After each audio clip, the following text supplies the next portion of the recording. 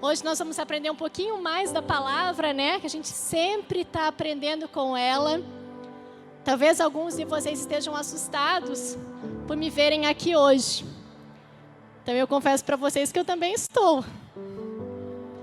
Mas, para quem não me conhece, eu sou Priscila. Eu não sou pastora, mas eu sou a esposa do pastor Marcos. E o motivo de eu estar aqui hoje é porque hoje é o nosso primeiro domingo de maio. E durante todo o mês de maio, a igreja vai trabalhar pregações voltadas ao tema Em Seu Lugar. Esse é um tema relacionado à empatia. E vai ser trabalhada a empatia nos relacionamentos familiares. Então, eu estou aqui para sentir um pouquinho, né, como que meu marido se sente. Embora, com certeza, ele fica muito mais à vontade aqui no palco do que eu.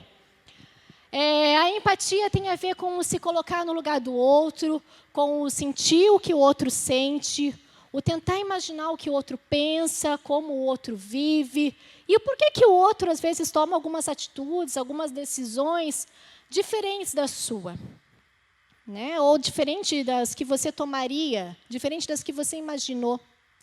Sem dúvida alguma, eu acredito que a maternidade é a prova de maior empatia, e a paternidade, né, que uma pessoa pode ter.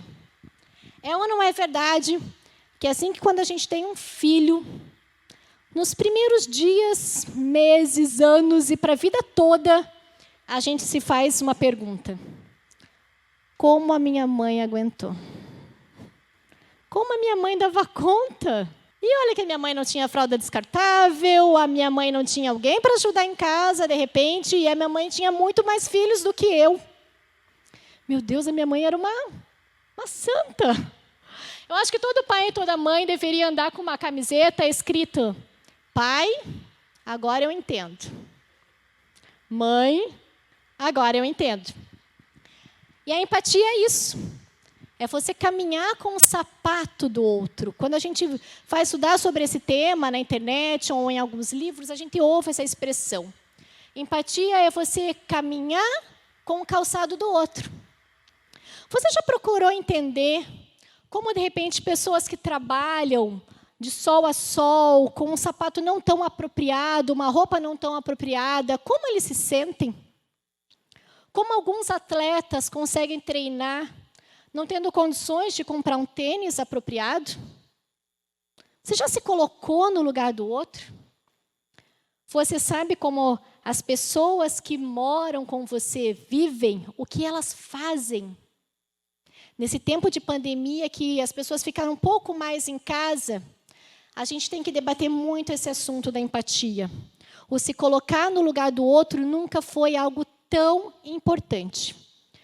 Mas, para a gente continuar conversando sobre esse assunto, eu já estou por alguns minutos aqui sozinha, eu já senti como meu marido se sente, não preciso sentir mais.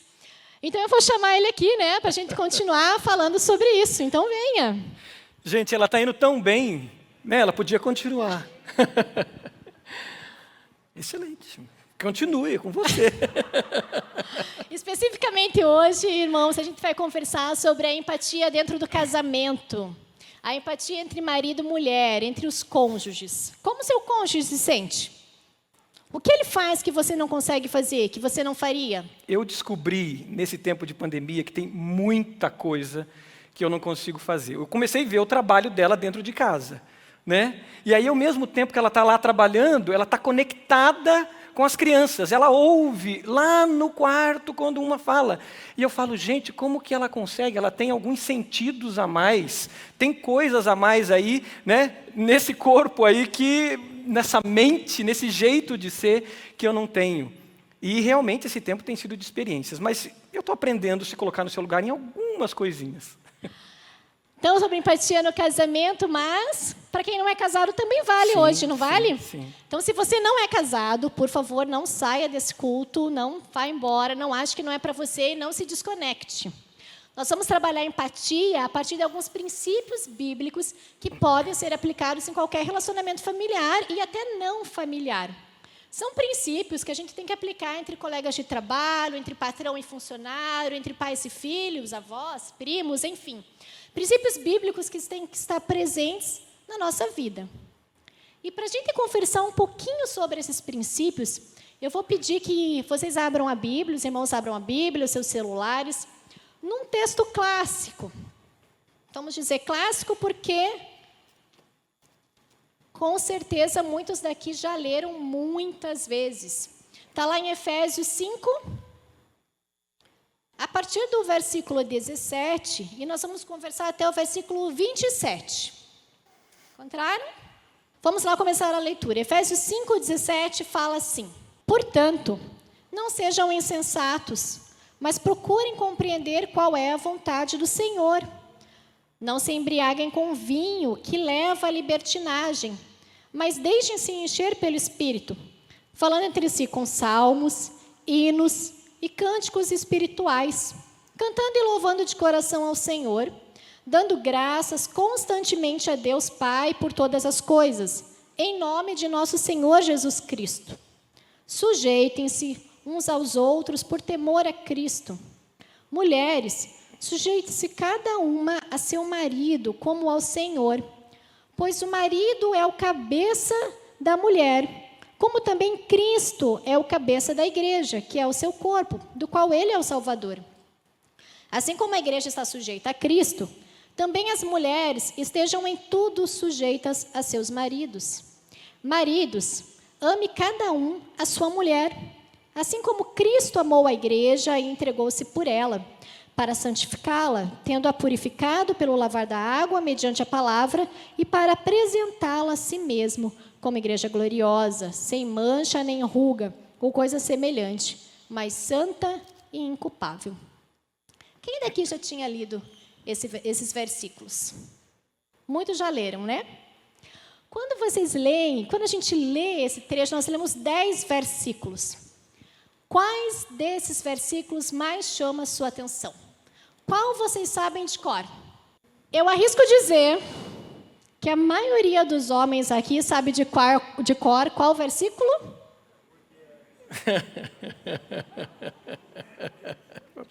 Vamos, qual versículo?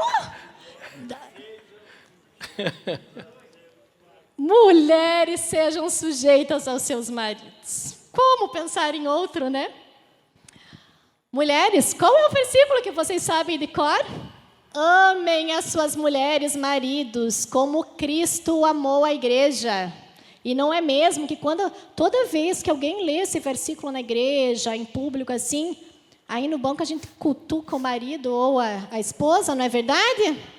Presta atenção lá, ó, sujeite-se, ame. Mas brincadeiras à parte, fato é que nós temos a tendência de ler a palavra de Deus, de ler livros, de escutar pregações e mensagens, ouvindo e captando aquilo que a gente quer, aquilo que nos interessa e aquilo que nos faz bem. Às vezes Deus está ali querendo mostrar um outro ponto de vista, mas não, os nossos olhos se voltam para aquilo que nos faz bem. E isso está relacionado a algo que é intrínseco no ser humano, que é chamado egoísmo. O egoísmo, ele tem sido o maior vilão dos melhores casamentos e das melhores famílias. Se o egoísmo estiver presente na sua casa, estiver presente em você e for preponderante, não importa o quão bom o seu casamento seja, a tendência é que você tenha problemas. Vamos assistir um vídeo ali rapidinho que fala sobre isso.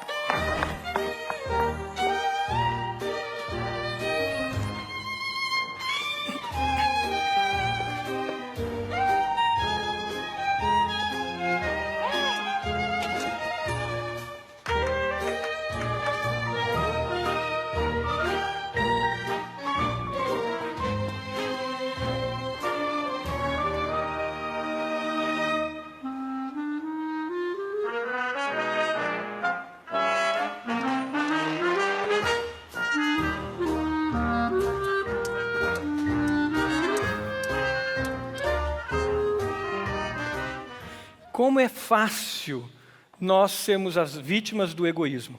Talvez você diga, eu não sou. Talvez não na dimensão individual, mas pode ser na dimensão da sua família. E a sua família, como grupo, é egoísta. Ela está olhando somente para si, como uma bolha. O egoísmo é a raiz da maioria dos sentimentos e comportamentos que destroem os melhores casamentos e famílias, que destroem vidas. Na verdade, impede a gente de viver vida plena. O egoísmo nos coloca para a mão no bolso. O egoísmo nos coloca para olhar para baixo e somente para nós. Mas quando a gente vive em empatia, a gente abre as mãos. A gente vê que a nossa mão tem poder de parar um carro, né? A nossa mão tem poder de, abrindo ela, abençoar vidas, transformar vidas. E abertas também, elas têm poder de receber vida e receber bênção. Porque empatia é a capacidade de pensar no outro, de se colocar no lugar do outro, de tomar para si a dor do outro. Não é fácil a gente vencer o egoísmo, não é fácil nós substituirmos o egoísmo pela empatia.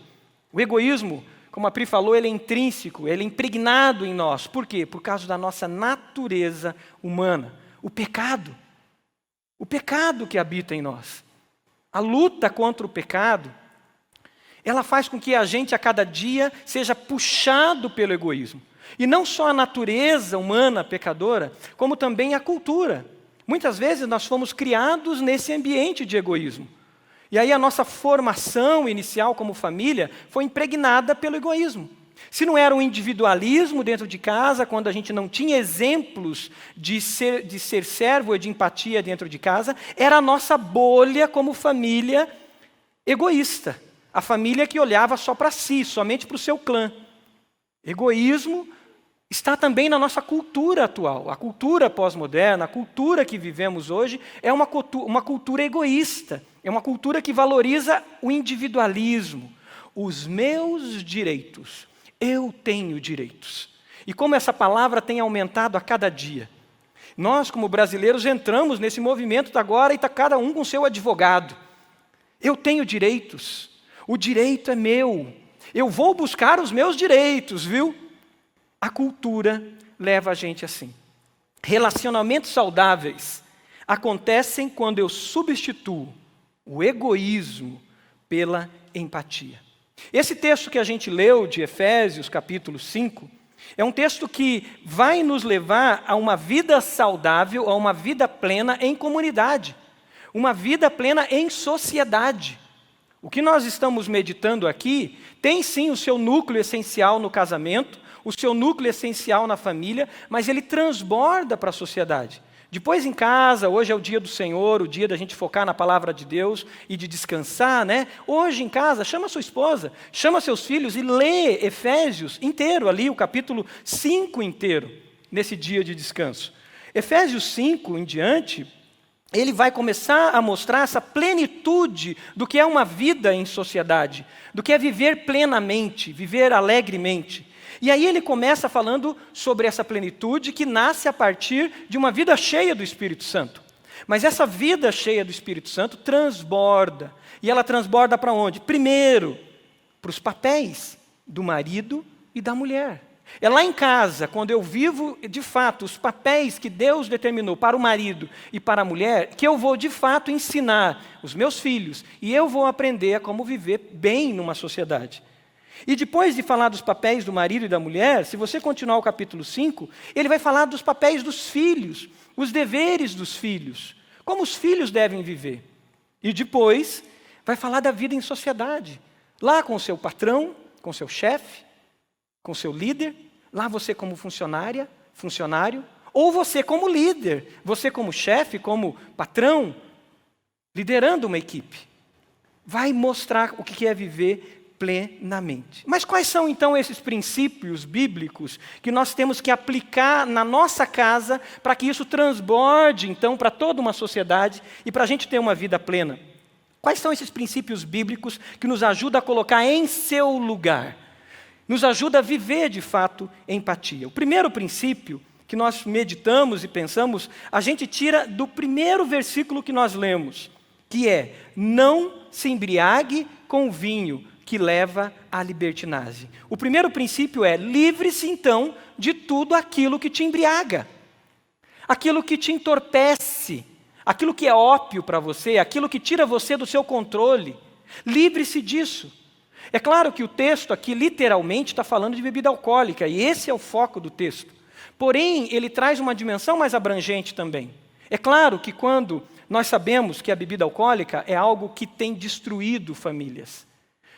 Nós sabemos que a bebida, ela é algo que tira a gente do controle. E ela também satisfaz a gente dos nossos desejos egoístas. Porque é aquele momento de dia cansado, que o cara quer dar uma relaxada, e ele bebe um gole, e bebe socialmente. Ou aquele dia que está frustrado e ele bebe um pouco mais.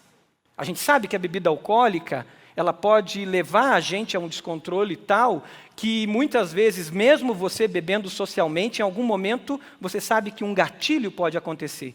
Eu lembro de um homem, um líder de uma igreja, que bebia só socialmente, e em uma determinada ocasião, ele com seus 58 anos de idade, esse gatilho virou. E esse homem sumiu. Ele era líder de uma igreja. E nós perguntávamos onde ele estava. E descobrimos que ele estava numa casa de recuperação. Ele estava com vergonha da igreja dele, porque um gatilho virou e ele se tornou um dependente. Ele bebia socialmente há 30 anos. Ou mais. Claro que isso acontece e isso tira a gente do foco, mas nós vamos expandir um pouco mais isso. E expandindo um pouco mais, o que nos embriaga em casa? O que tira a gente do foco? A gente sabe como homem que televisão faz isso. A gente fica embriagado. Ninguém consegue falar com a gente quando a gente está assistindo televisão, pelo menos a maioria dos homens. Parece que você não está ali. É uma das coisas, mas o que mais? Quando a gente fala de hábitos que nos embriagam e nos impedem de ver a necessidade de quem está ao nosso lado, a necessidade do outro, a gente tem que entender que talvez universos femininos e masculinos tenham hábitos totalmente diferentes. Talvez muitos iguais, mas a tendência é que seja diferente. Quando a gente estava preparando essa mensagem, nós pensamos em alguns hábitos do universo feminino que tem impedido as mulheres de ver a necessidade dos seus maridos. E talvez o principal deles seja um hábito chamado idolatria aos filhos. Quando os filhos nascem, as mulheres se esquecem de seus maridos. É comum nós vermos mulheres que dormem com os filhos na cama, ou melhor, que os filhos dormem na cama do casal até os 2, 3 anos de idade. E para dormir todo mundo junto ali, não dá. Então, o que acontece? O homem dorme no quarto ao lado. E a mulher dorme com o filho, porque é muito importante para ela dormir com a criança, porque se ele tiver qualquer coisa à noite, ela está ali do lado. E também porque meu filho não consegue dormir sem mim. Meu marido consegue. E aí é uma idolatria aos desejos daquela criança, que o pai não pode dar uma opinião.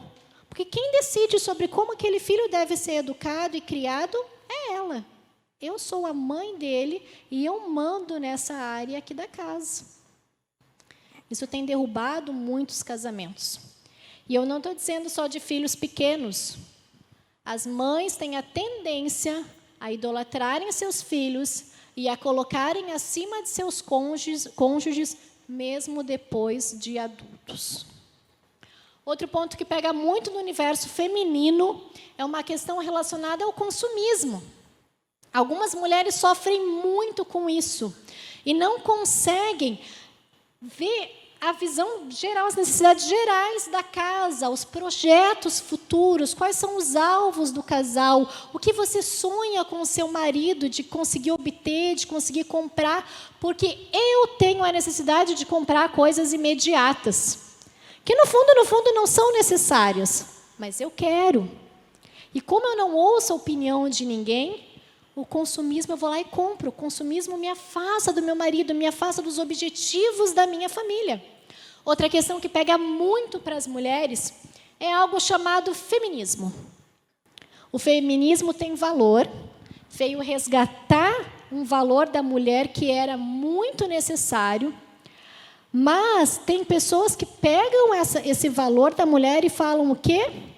Se eu trabalho, se eu tenho o meu dinheiro, eu decido o que eu faço. E você não venha me dar opinião, porque até ganho mais que você. Então, por que você tem que decidir? A gente vai trocar de carro? Sim. Meus filhos vão estudar nessa escola? Sim. Porque eu tenho poder de decisão. Eu sou mulher, eu sou igual a você. E pronto.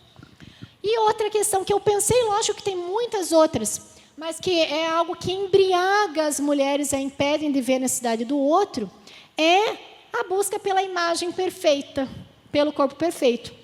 Mulheres que decidem fazer dietas, por exemplo, e não cozinham mais em casa. Não, eu preciso só de salada, agora carboidrato está fora. Eu não estou falando que só a mulher tem que cozinhar em casa, não é isso que eu estou dizendo. Pelo contrário, incentivo os homens a cozinharem. Eu vou aprender. Meu marido não cozinha, mas ele faz muitas outras coisas boas. Mas o que eu estou dizendo é que o fazer um prato que seu esposo gosta e precisa também é uma demonstração de amor. E isso não vai te deixar mais gorda. É só parar de comer, não comer, né? Faz o dele e o seu. É uma demonstração de amor. Mas a busca pelo corpo ideal, pela imagem perfeita, tem impedido muitas mulheres de ver a necessidade de seus esposos dentro de casa. Mulheres, vocês sabem qual o hábito que te embriaga?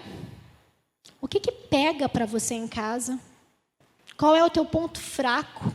Que, na verdade, é forte, né? Porque é ele que está preponderando e mandando. Vocês já se analisaram? O que está te impedindo de ver a necessidade das pessoas que convivem com você? Não é fácil isso também para nós, homens. Mas nós, homens, também temos uma habilidade de racionalizar isso. Os nossos hábitos que nós temos, alguns deles a gente racionaliza. O principal que nós racionalizamos é o trabalho. O trabalho é uma virtude. Para nós cristãos evangélicos, esse é um valor muito grande. Nós sabemos que trabalho não é uma maldição. Nós cremos que trabalho está dentro do mandato cultural, antes do pecado existir. Lá em Gênesis capítulo 2. É uma virtude, é um valor. Porém, como é fácil a gente racionalizar isso. E aí a gente entra na busca e se envolve na busca pelo sucesso, pelo nosso empreendimento, pela nossa carreira, pelos nossos estudos, pelos diplomas que nós precisamos ter. E aí, nisso, racionalizamos, dizendo, não, isso é importante para a família, isso é importante para você, isso é importante para o nosso futuro, isso é importante para a nossa aposentadoria. E com isso, nos tornamos embriagados pelo trabalho, pela busca do sucesso, pela carreira, pelo mestrado, pelo doutorado, pós-doutorado, tetradoutorado, e a gente não para. Achando que estamos fazendo algo para a família, estamos destruindo a família. Claro que é bom chegar em casa e, como eu disse, ter um pouco daquilo que a gente diz que é direito e dar uma descansada. E aí a gente chega e diz, olha, eu preciso descansar porque o dia foi muito intenso. E aí, deixa eu jogar meu videogame aqui. Deixa eu ver aqui a minha série. Deixa eu ver o meu jornal. Eu lembro que eu era viciado em jornal, início do casamento. E eu tinha que, de manhã, eu tinha assinatura de jornal impresso, né? Não existe mais isso, muita gente nem sabe o que é isso. Mas eu tinha assinatura de jornal impresso. Eu começava lendo o jornal impresso no café da manhã. Eu ia ouvindo a CBN. Na hora do almoço eu tinha que ouvir alguma outra rádio de notícia. Na época não tinha Band News, né? Já faz bastante tempo. Aí à noite eu tinha que assistir o Jornal da Globo. Mas aí eu tinha que assistir o da Record para comparar a pauta para ver se era tendencioso ou não. Aí às 10 eu tinha que assistir a Globo News. E à meia-noite eu tinha que ver os comentários. Viciado, embriagado, e esquecendo de quem? Da minha esposa. Talvez você não seja viciado em jornal, mas viciado em futebol ou algum tipo de esporte. E aí você tem que conversar com seus amigos no final do dia sobre o jogo. Aí você tem que assistir o jogo. E você tem que assistir e participar ou ver a mesa redonda. Depois a quadrada, a triangular, a oval e todas as mesas possíveis. Mas a mesa da sua casa fica esquecida. Porque o egoísmo toma esse espaço. Vícios nossos de cada dia que matam o outro. Vícios nossos de cada dia que destroem o outro. Temos que estar atento a isso. A pergunta é: quais são os desejos do seu coração? Quando você chega cansado do trabalho, sim, e o desejo do seu coração é relaxar, você olha que também a sua esposa talvez não trabalhe fora, mas ela ficou o dia inteiro trancada dentro de casa, com o filho, com a filha, resolvendo questões da casa, que talvez ela também precise descansar, e ela precisa mesmo. Ou que talvez ela também trabalhou fora, e ela chegou e ela está preocupada com o dia de amanhã, de arrumar a mala das crianças, de ver o material que tem que ser feito, qual é a tarefa do outro dia. Eu nunca sei qual é a tarefa do outro dia, mas ela está preocupada com isso. Agora, se ela está preocupada com isso, talvez seja a hora de você dizer: vamos deixar para descansar depois, e eu vou ajudar ela a arrumar determinadas coisas, e vou participar da casa, para que com isso eu tenha um tempo de qualidade com ela. E o descansar não é só meu, o descansar é nosso. Nosso, porque no casamento não existe eu, no casamento existe nós. Quais são os desejos do seu coração que te impede de ver o outro e a necessidade do outro? Mas para ser empático, a gente não tem só que nos livrar, a gente não tem só que se livrar daquilo que nos aprisiona, daquilo que nos embriaga. A Bíblia fala ali um outro aspecto no texto que nós lemos, que é a necessidade de nós nos enchermos do Espírito Santo. Então vamos ler lá, a partir do versículo 18, fala assim: não se embriaguem com vinho, que leva à libertinagem, que é o que nós já falamos até agora. Mas deixe-se encher pelo Espírito, falando entre si com salmos, hinos e cânticos espirituais, cantando e louvando de coração ao Senhor, dando graças constantemente a Deus, Pai, por todas as coisas, em nome de nosso Senhor Jesus Cristo. O interessante da palavra de Deus é que quando ela te dá uma orientação, ela te dá o como fazer. E ali a palavra de Deus fala: mas encham-se pelo Espírito. Mas como? E daí ele fala: dando graças a Deus, louvando com salmos, buscando ao Senhor, tendo hábitos espirituais essenciais. A Bíblia não fala a questão de ativismo religioso. Nós não estamos aqui falando em fazer tudo. Mas nós estamos falando na necessidade de buscar ao Senhor continuamente, de sermos cheios do Espírito Santo. A maior prova de amor que uma esposa pode dar para o seu marido é amar a Deus mais do que a ele. E a maior prova de amor que o marido pode dar à sua esposa é deixá-la em segundo lugar, porque Deus vem antes dela.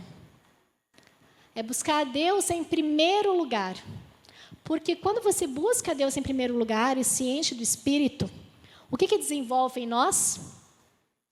Fruto do Espírito, que é o amor. O pastor Edmilson falou sobre isso domingo passado na pregação da manhã. E quando a gente desenvolve os frutos do Espírito, o fruto do Espírito maior, que é o amor, automaticamente algo chamado egoísmo vai ficando de lado. E, consequentemente, a gente enxerga as necessidades do outro. Quando nós éramos não tão recém-casados assim, Marcos olhou para mim um dia e falou assim: amor, você já percebeu que você não tem amigas? E eu olhei para ele e falei, mas por que eu preciso delas? Se quando eu tenho algum problema, eu mesmo resolvo, já tive vários e não morri. Né? Quando a gente tem problema financeiro, o caminho é trabalhar.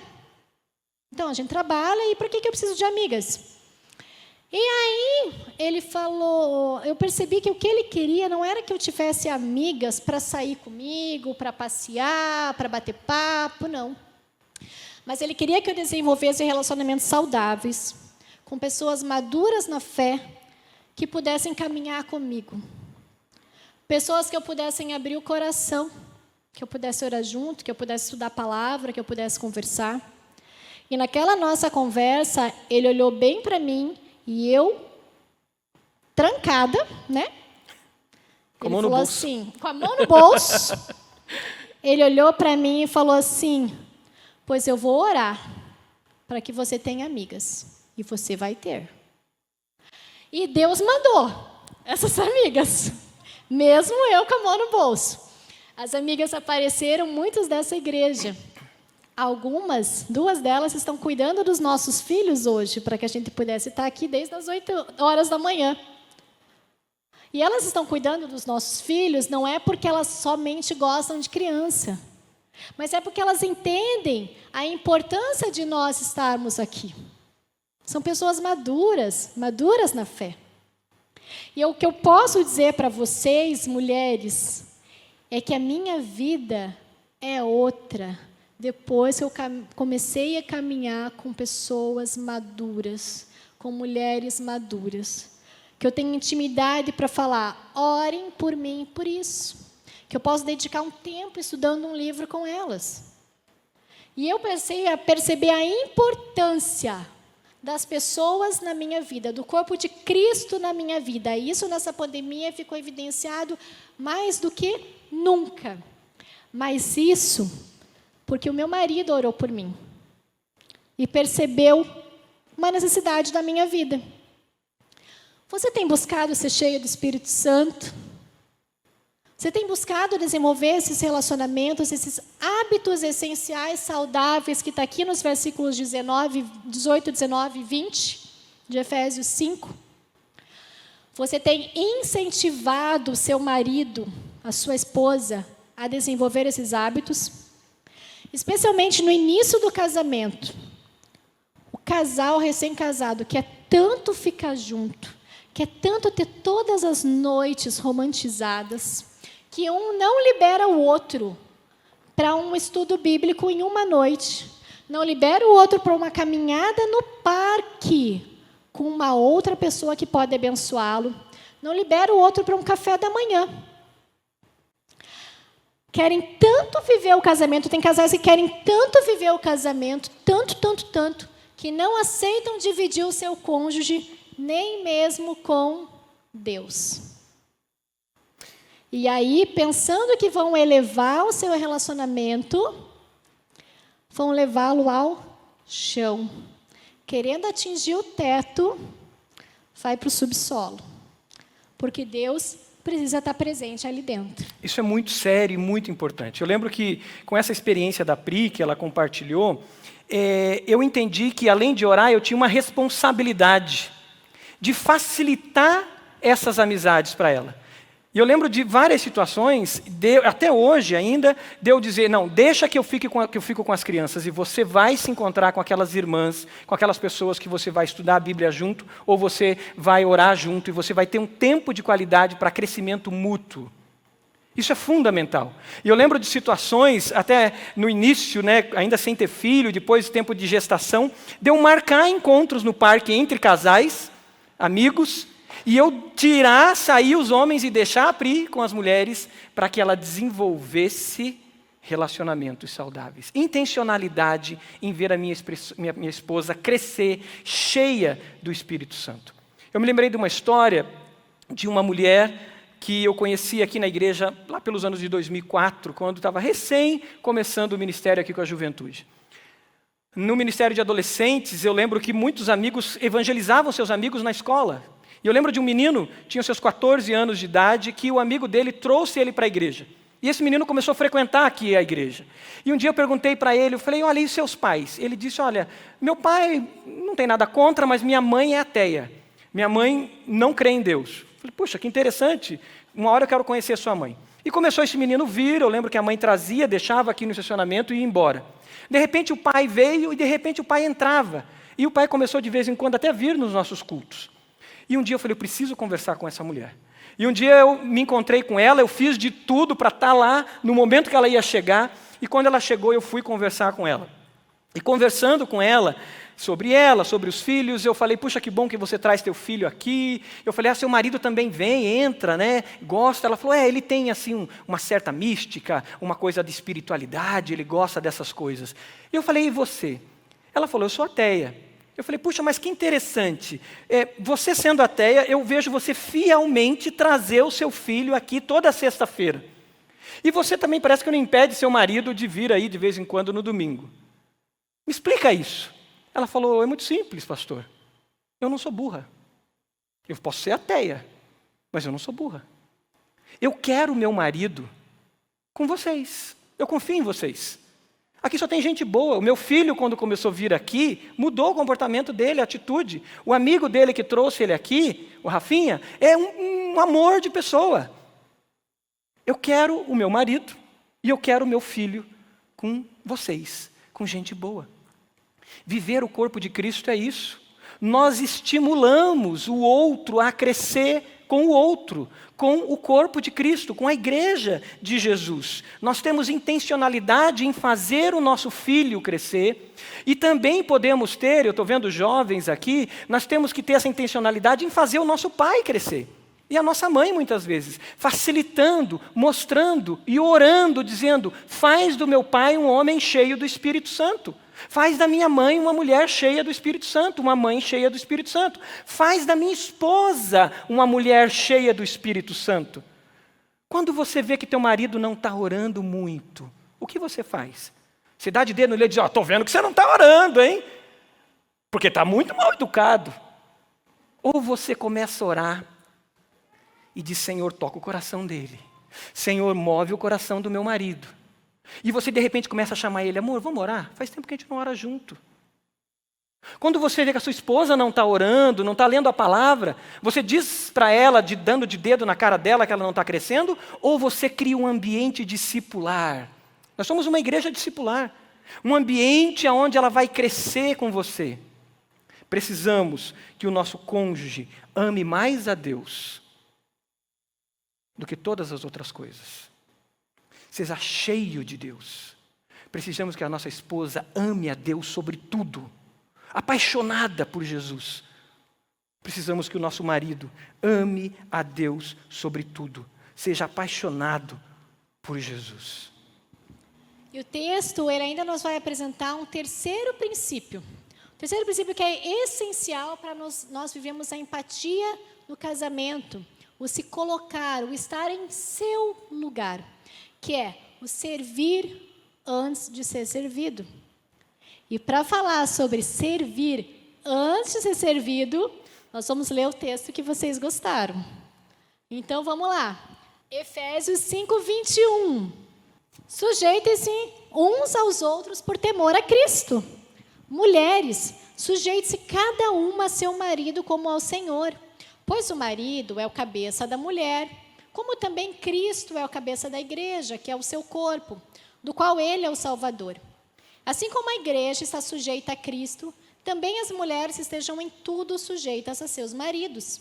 Maridos, ame cada um a sua mulher, assim como Cristo amou a igreja e entregou-se por ela para santificá-la, tendo-a purificado pelo lavar da água mediante a palavra, e para apresentá-la a si mesmo como igreja gloriosa, sem mancha nem ruga ou coisa semelhante, mas santa e inculpável. Esse texto tem uma beleza incrível, que é fazer essa referência do casamento com Jesus e a igreja. A beleza de ser casado, a beleza de viver a família, de viver o casamento, e ver que isso tem uma referência direta com a relação de Jesus com a sua noiva, que é a igreja.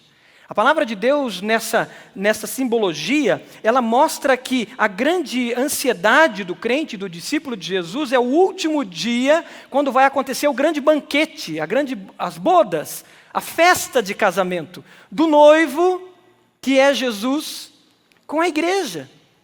Gente, isso é muito belo e muito sério. Por isso o casamento é tão sério, por isso o relacionamento conjugal é tão sério. E aqui o texto apresenta uma relação de unidade. Uma relação de unidade, onde mostra que um está sujeito ao outro. O que o texto mostra é que quando nós casamos, nós nos tornamos uma só carne. E é isso que diz em Efésios, um pouco mais para frente, referenciando Gênesis, que diz: deixará pai e mãe e se tornará uma só carne.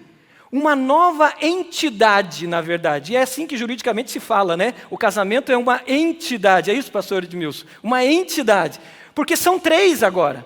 Sou eu, o Marcos, pessoa, persona, a Pri, pessoa, persona, e tem uma entidade nova chamada casamento, que somos nós, juntos, casal. Somos uma pessoa só, uma só carne. Então aqui se revela a beleza disso, aonde a cabeça é sujeita ao corpo, e aonde o corpo é sujeito à cabeça. Quando nós nos colocamos no lugar do outro, pensando nos seus papéis, podemos entender então o valor que cada um tem, e nenhum é superior ao outro. Anote aí, abra a sua Bíblia e anote aí 5:21, Efésios 5:21. Efésios 5:21 é a chave do entendimento dos papéis do homem, do marido e da mulher.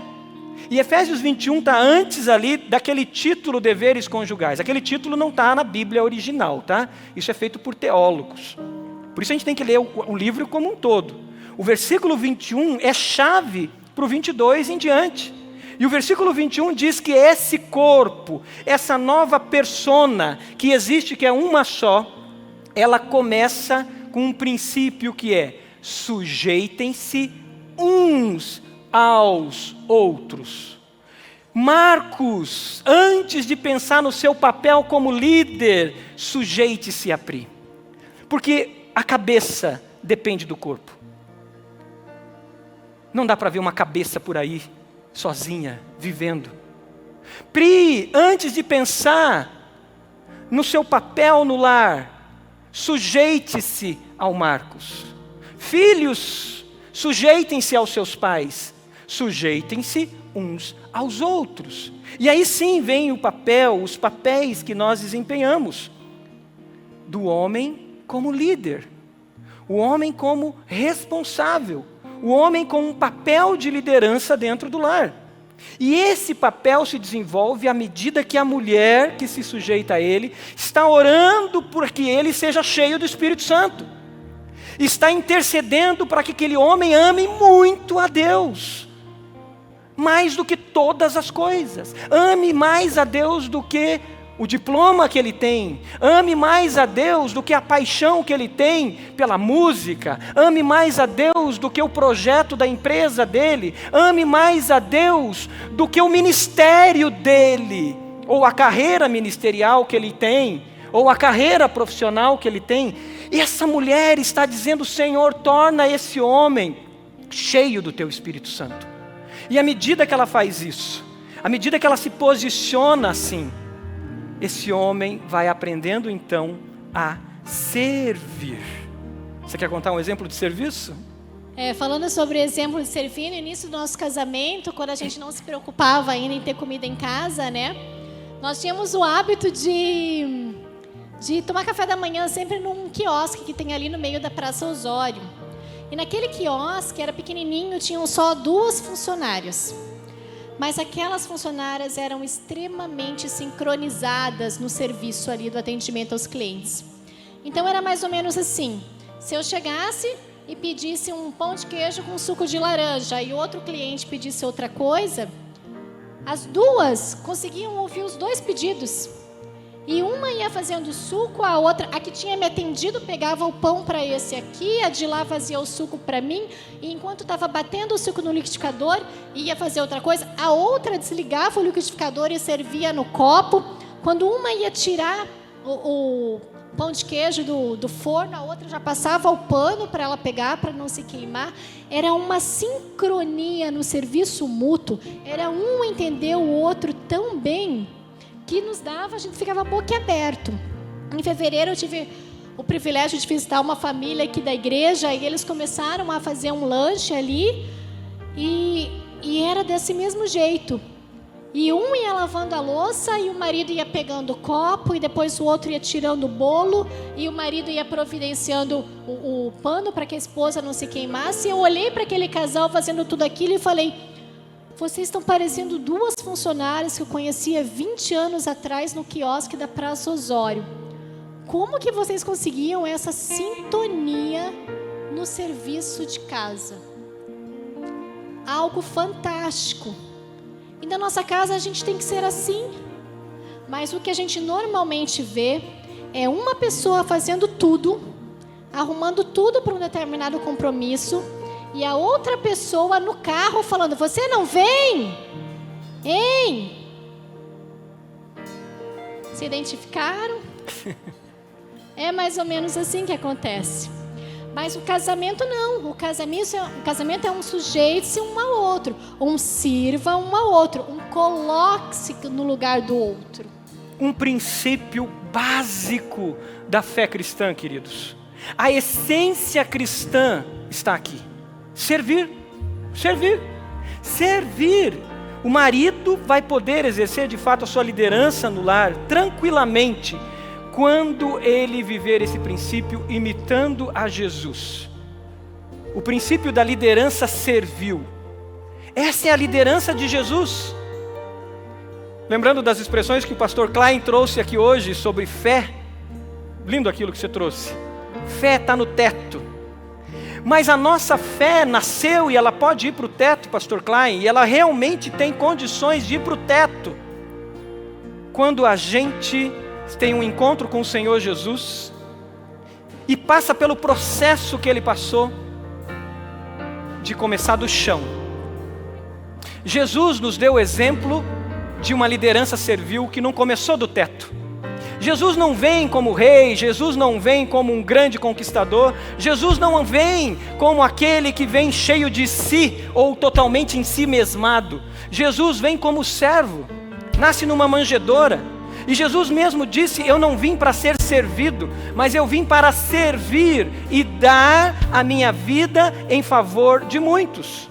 O princípio, homens, o princípio da nossa liderança está em Cristo Jesus, está na vida de Jesus, aquele que, tendo todo o poder, toda a honra, toda a glória sobre ele, ele se abaixa. E um dia ele se abaixa, pede uma bacia, pede uma toalha, derrama um jarro de água naquela bacia, e aí Jesus, de joelhos, ele começa a lavar os pés dos seus discípulos. Ele começa a lavar o pé de cada um daqueles homens de pés duros e empoeirados da Palestina. Imagino que não era fácil lavar o pé daqueles homens, não. Mas Jesus desce a condição do menor escravo que tem na cultura daquela época. E ele começa a lavar os pés. Lava o pé de um, lava o pé de outro, lava o pé de outro. E ele se levanta e ele diz: assim como eu fiz, vocês devem fazer. Assim como eu fiz, vocês precisam fazer. Queridos homens, queridos maridos que estão aqui, a nossa liderança é essa, quando eu começo lavando os pés da minha esposa. E eu estou falando de algo que não é fácil, não. É algo que eu luto dia a dia. E aqui eu estou falando como marido, como homem. Porque eu luto dentro de mim com os meus desejos mais egoístas. Eu luto dentro de mim com os meus desejos mais vaidosos e humanos, que ainda não foram totalmente redimidos e conquistados na luta da carne contra o espírito. E tem dia que eu racionalizo sim, olha, eu estou fazendo para Deus. Eu tenho questões dos meus ministérios. E eu racionalizo com uma linguagem espiritual. Mas o Espírito Santo em mim diz, não, eu não estou te pedindo isso. Eu preciso que você comece lavando os pés da sua esposa, lavando os pés dos seus filhos, para que quando você se levantar, você se levante como um homem cheio do Espírito Santo. É uma luta de dia a dia.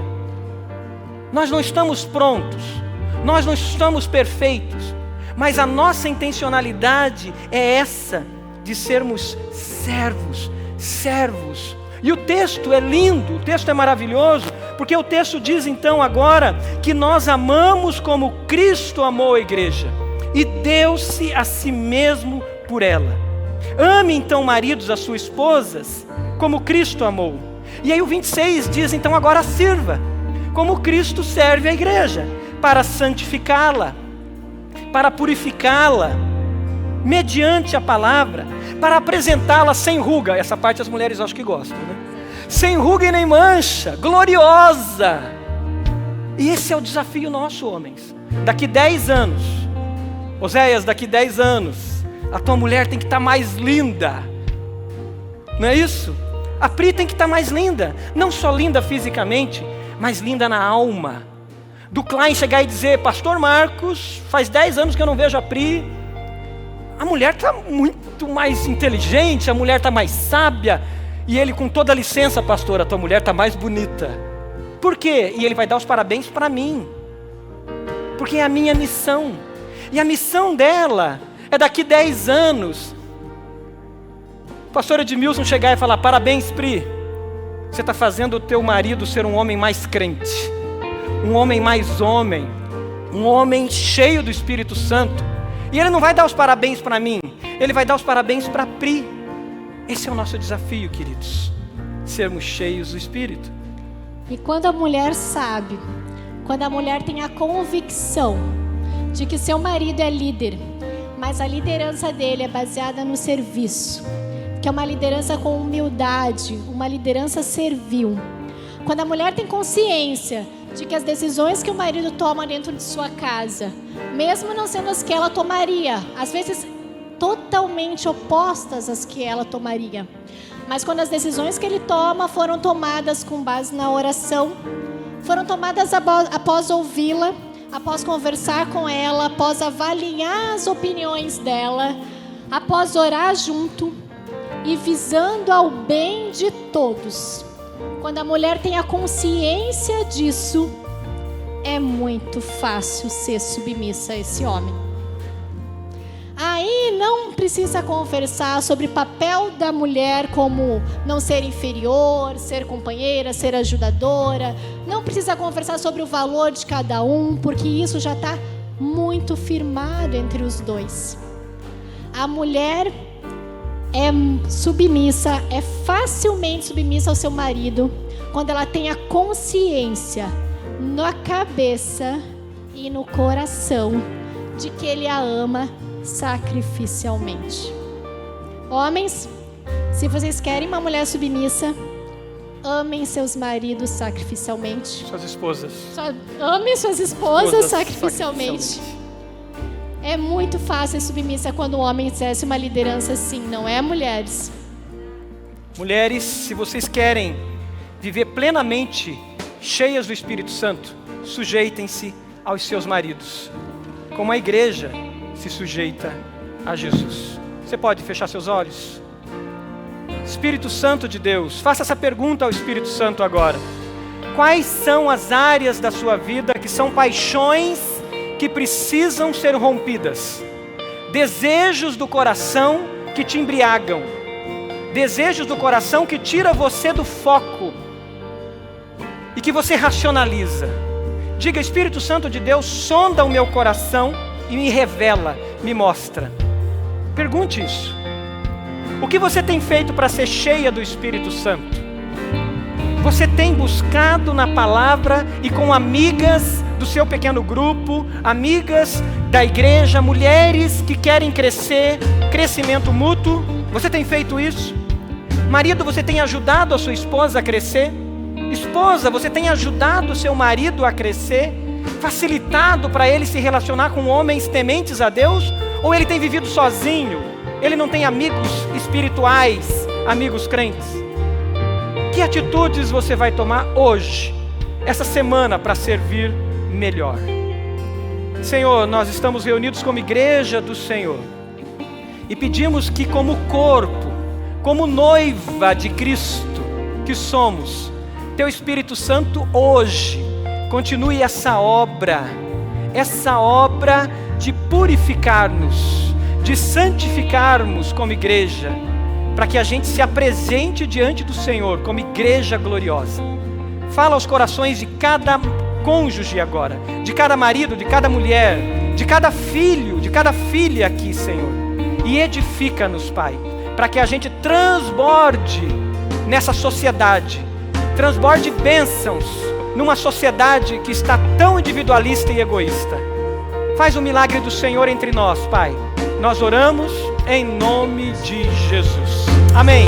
Que Deus abençoe.